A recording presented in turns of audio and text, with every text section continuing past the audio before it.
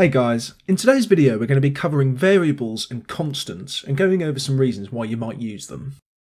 In the last video we covered various different data types including integers, real or floats, strings and booleans, but you might have been wondering how you can put these various data types into practice in your code.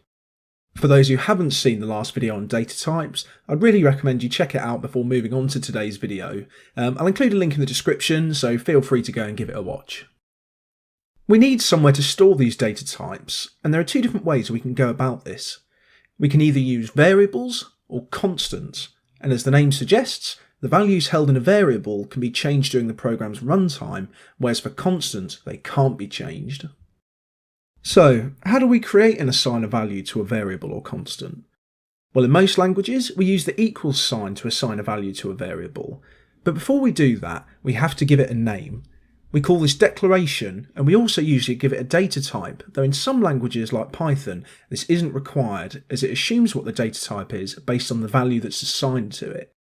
But in this case, let's just assign the value 23.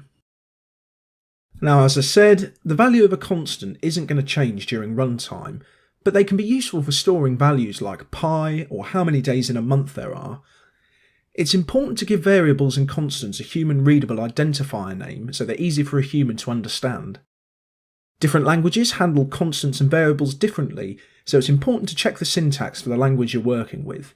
C#, for example, requires individuals to prefix the data type with the word const if you want to declare it as a constant. Now you might be wondering why you would want to use a constant instead of just putting the number in when you know it's not going to change, and that's a good question. Let's say you're trying to work out an employee's pay and we know that they get paid £13 an hour. Now, I know that you don't actually calculate tax and pension by multiplying the hourly rate by 2 or the pension by multiplying the hourly rate by 1, but let's just go with it for this example. So I could put in 13 directly as the hourly rate like I have in this example, but I could also set up a constant with the values for hourly rate, tax and pension and do the calculations with those, but why bother? Well, let's say the employee's hourly rate gets increased by £1. We then have to go through the whole application and make sure that we've updated that 13 to 14 in the program properly, and if we don't do that then there might be some mistakes in the calculations. If instead we chose to set up this problem using constants, we change the hourly rate to 14 and the constant, and it'll change everywhere else in the program. It makes it easier to update because it's all in one place, and it also means that humans can read the code easily. Now we're going to cover subroutines in a later video, but all you need to know for now is that a subroutine is a block of code within our program that we can reuse by simply writing its name in a program statement, and it allows us to isolate small self-contained pieces of functionality in our program. So we might have a subroutine to calculate pay, that calculates how much an employee should make, and one to actually transfer the pay to the employee, and these subroutines are contained within an overall program that we might call employee payment. This is important because we need to understand the difference between local and global variables and constants. Now for the rest of this video I'm going to be referring to these simply as variables, but the logic is exactly the same for constants.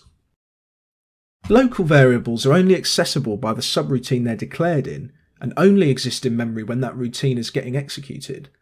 So for example, we might have hourly rate contained in the calculate pay subroutine because the pay employee subroutine doesn't actually need to know what the hourly rate is, as all that's doing is handling the transfer of funds to an employee.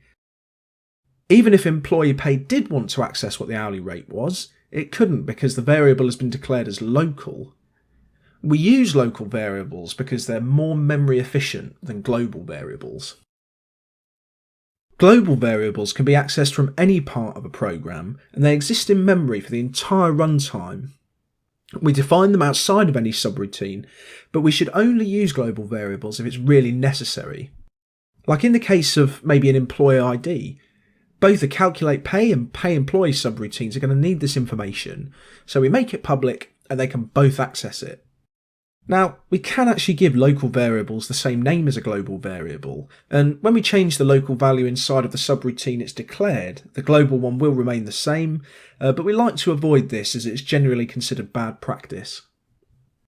So that wraps things up for this video. You'll find yourself using constants and variables a lot, so make sure to look at exactly how your specific language handles things, as it can vary. But thanks for listening, and I hope you found this useful.